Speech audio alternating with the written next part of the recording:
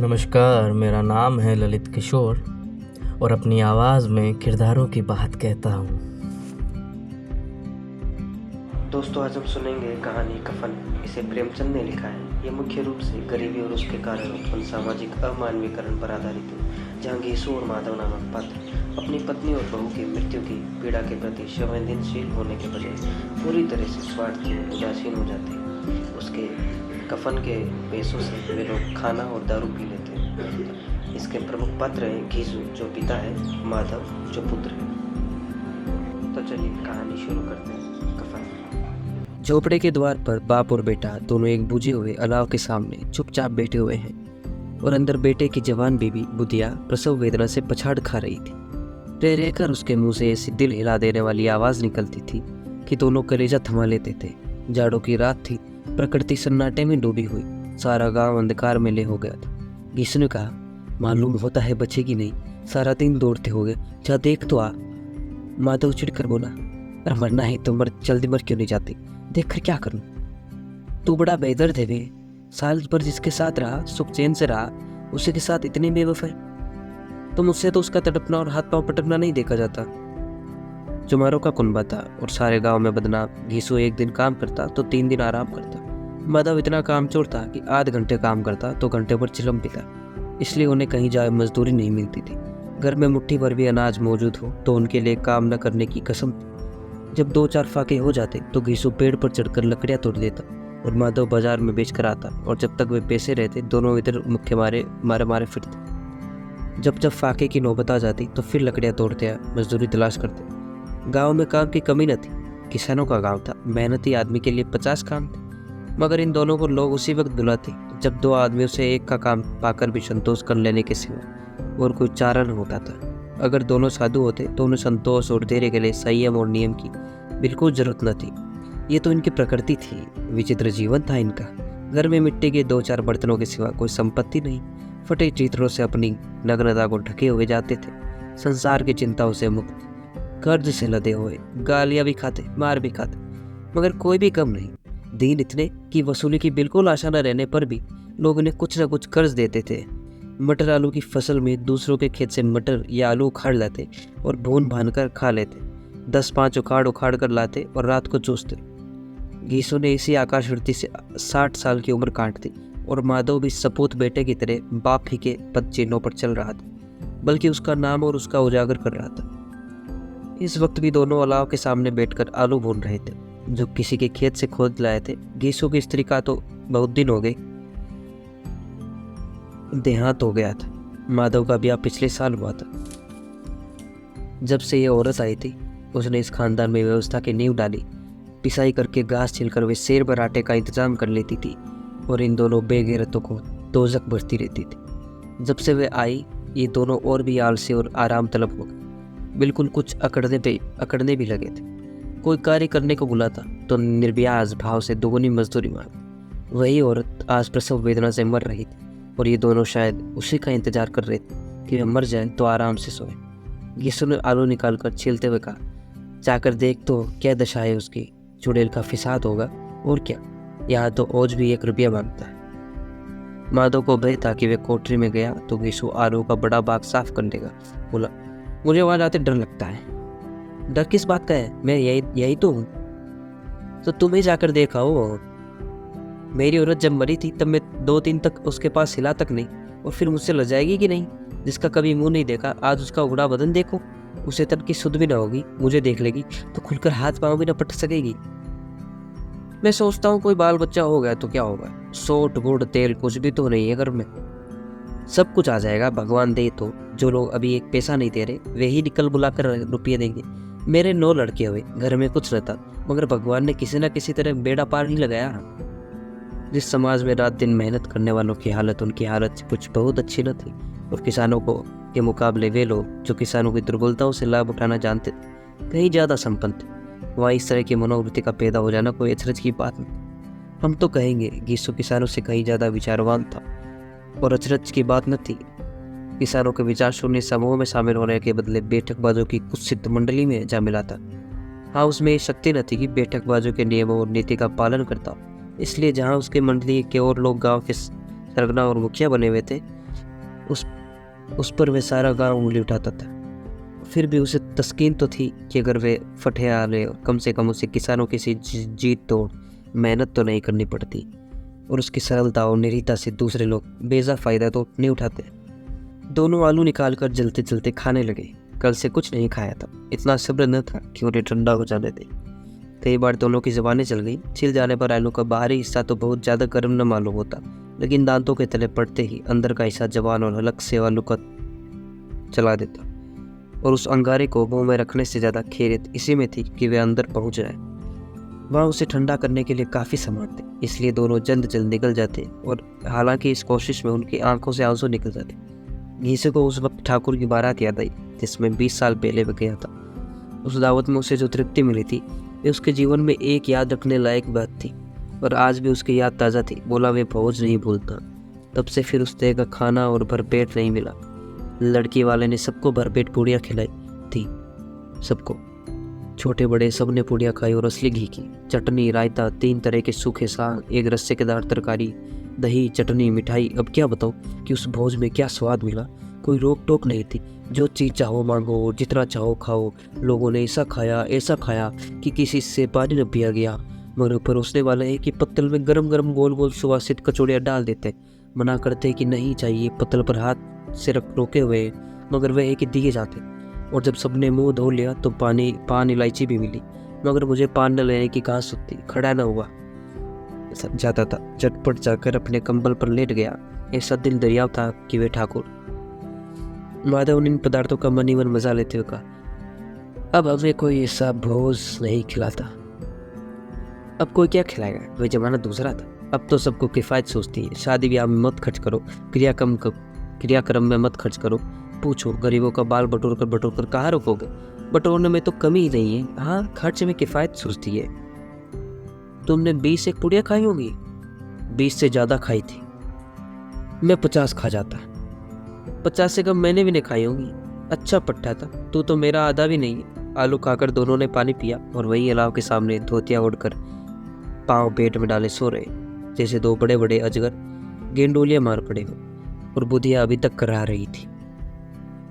सवेरे माधव ने कोठरी में जाकर देखा तो उसकी स्त्री ठंडी हो गई थी। उसके मुंह पर मक्खियाँ बिलक रही थी, पथराई हुई आंखें ऊपरी टंगी हुई थी, सारी देह धूल से लथपथ हो रही थी। उसके पेट में बच्चा मर गया था। माधव भागा हुआ कीशु के पास आया। फिर दोनों जोर जोर से हाय हाय करने और छाती पीटने लगे। पड़ोस वाले ने ये रोना धोना सुना तो दौड़ते हुए आए और पुरानी मर्यादा के अनुसार इन भागों को समझाने लगे, मगर ज़्यादा रोने पीटने का अवसर न था। कफनों की और लकड़ी की फिक्र करनी थी। घर में तो पैसा इस तरह गायब था जैसे चील के घोंसले में मांस। बाप बेटा रोते हुए गांव के जमींदार के पास गए। वे इन दोनों की स्रोत से नफरत करते थे। कई बार इन्हें अपने हाथों से पीट चुके थे। चोरी करने के लिए वादे कर काम न आने के लिए पूछा, क्या है बेगुसुआ, रोता क्यों है? अब तो तू कहीं दिखाई भी नहीं देता। मालूम होता इस गांव में रहना नहीं चाहता। गीसू ने जमीन पर सिर रखकर आंखों में आंसू भरे हुए कहा, सरकार बड़ी विपत्ति है। माधव की घरवाली रात को गुजर गई। रात भर तड़पती रही सरकार। हम दोनों उसके सिराने बैठे रहे, दवा दारू जो कुछ हो सका सब कुछ किया। मुद्दा वे हमें दगा दे गई। अब एक रोटी देने वाला भी न रहा मालिक। तबाह हो गए, घर उजड़ गया। आपका गुलाम हूँ, अब आपके सिवा कौन उसकी मिट्टी पार लगाएगा? हमारे हाथ में तो जो कुछ था वे सब तो दवा दारू में उठ गया। सरकार की यही दया होगी तो उसकी मिट्टी उठेगी। आपके सिवा किसके द्वार पर जाऊं मालिक? जमींदार साहब दयालु थे, मगर घीसू पर दया करने वाले काले कंबल पर रंग चढ़ाना था। जी में तो आया, कह दे चल दूर यहाँ से, तो बुलाने से भी नहीं आता। आज जब गरज बढ़ी तो खुद खुशामद कर रहा है।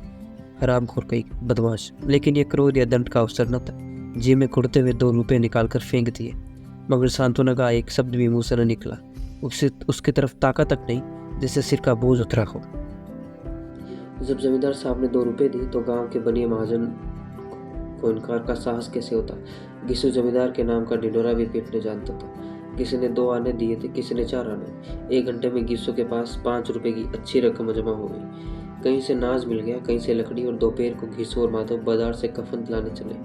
इधर लोग बांस काटने लगे। गांव की नरम दल स्त्री आकर लाश को देखती थी और उसकी बेकसी पर 2 बूंदे आंसू गिराकर चली जाती थी। बाजार में पहुंचकर घीसू बोला, लकड़ी को तो उसे जलाने पर को मिल गई, क्यों माधव? माधव बोला, हाँ लकड़ी तो बहुत है, अब कफन चाहिए। तो चलो कोई हल्का सा कफन ले लो।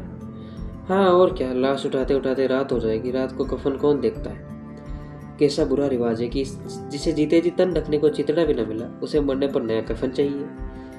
कफन लाश के साथ जला ही तो जाता है, और क्या रखा रहता है। यही 5 रुपए मिले थे तो कुछ दवा दारू कर लेते। दोनों एक दूसरे के मन की बात ताड़ रहे थे, बाजार में इधर उधर घूम रहे थे, कभी इस मिजाज की दुकान पर, कभी उस दुकान पर, तरह तरह के कपड़े रेशमी और सूती देखे, मगर कुछ जचा नहीं। यहाँ तक कि शाम हो गई, दोनों ने न जाने का कैसे देवी प्राण की एक मधुशाला के सामने आ पहुंचे और कैसे पूर्व निश्चित व्यवस्था में अंदर चले गए। वहां जरा देर तक दोनों असमंजस में खड़े रहे। फिर घीसू ने गद्दी के सामने जाकर कहा, साहू जी एक बोतल हमें भी देना। इसके बाद कुछ चिखोना आया, तली हुई मछलियां आई और दोनों बरामदे में बैठकर शांतिपूर्वक पीने लगे। कई कुजिया ताबड़तोड़ पीने के बाद दोनों सरूर में आ गए। घीसू बोला, कफन लगाने से क्या मिलता, आखिर जल ही तो जाता, कुछ बहू के साथ तो न जाता। माधव आसमान की तरफ देखकर बोला, मानव देवताओं ने अपनी निष्पक्षता का साक्षी बना रखा, दुनिया का दस्तूर है, नहीं तो लोग बांबने को भी 1000 रुपए क्यों देते थे। कौन देखता है परलोक में मिलता है या नहीं। बड़े आदमियों के पास धन है, फूंके, हमारे पास फूंकने को क्या है। लेकिन लोगों को जवाब क्या दोगे, लोग पूछेंगे नहीं कफन कहाँ है। घीसू हंसा, हाँ अब कह देंगे कि रुपये कमर में खिसक गए, बहुत ढूंढा मिले नहीं, लोगों को विश्वास तो ना आएगा, लेकिन फिर भी रुपये देंगे। माधव भी हंसा, इन्होंने अनपेक्षित सौभाग्य पर बोला, बड़ी अच्छी बात थी बेचारी, कट कट कट।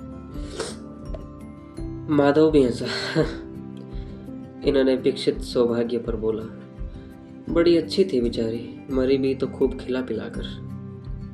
आधी बोतल से ज्यादा उड़ गई। घीसू ने 2 से पूड़ियाँ मंगाई, चटनी, अचार, कलेजिया, शरबत खाने के सामने ही दुकान थी। लपक कर 2 पत्रों में सारे सामान ले गया। पूरा 1.5 रुपया खर्च हो गया, सिर्फ थोड़े से पैसे बचे रहे।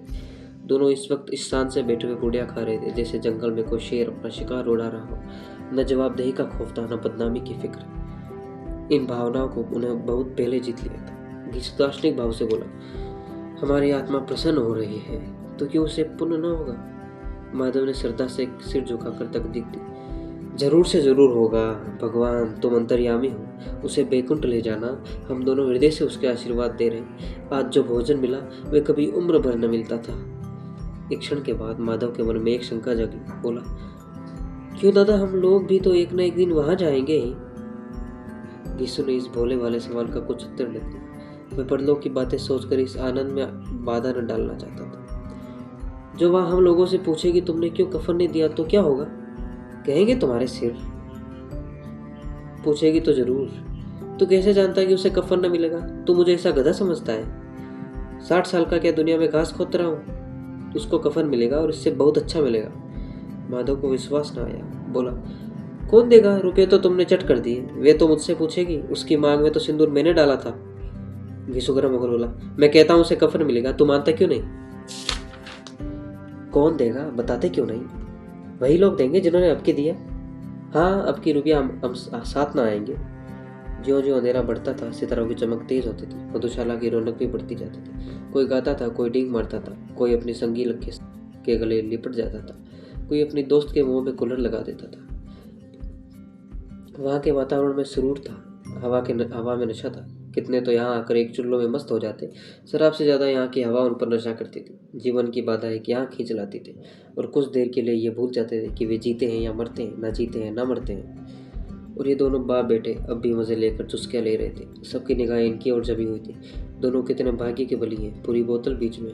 भरपेट खाकर माधव ने बची हुई गुड़िया का पत्तल उठाकर एक भिखारी को दे दिया, जो खड़ा इनकी ओर भूखी आंखों से देख रहा था और देने के गौरव से, आनंद और उल्लास का अपने जीवन में पहली बार अनुभव किया था। घीसू ने कहा, ले जा, खूब खा और आशीर्वाद दे। जिसकी कमाई है वह तो मर गई, मगर तेरा आशीर्वाद तो उससे जरूर पहुंचेगा। रोए रोए से आशीर्वाद दो, बड़ी गाढ़ी कमाई के पैसे। माधव ने फिर आसमान की तरफ देखकर कहा, वे बैकुंठ में जाएगी दादा, बैकुंठ में रानी बनेगी। घीसू खड़ा हो गया, जिससे उल्लास की लहरों में तैरता हुआ बोला, हाँ बेटा, बैकुंठ में जाएगी। किसी को सताया नहीं, किसी को दबाया नहीं। मरते मरते हमारी जिंदगी की सबसे बड़ी लालसा पूरी कर गई। वरना बैकुंठ में जाएगी तो क्या मोटे मोटे लोग जाएंगे, जो गरीबों को दोनों हाथ से लूटते हैं और अपने पाप को धोने के लिए गंगा में नहाते और मंदिरों में जल चढ़ाते हैं। श्रद्धालुता का ये रंग तुरंत बदल गया। अस्थिरता नशे की खासियत है, दुख और निराशा का दौर हुआ। माधव बोला, मगर दादा बेचारे ने जिंदगी में बड़ा दुख भोगा, कितना दुख झेल कर मरी।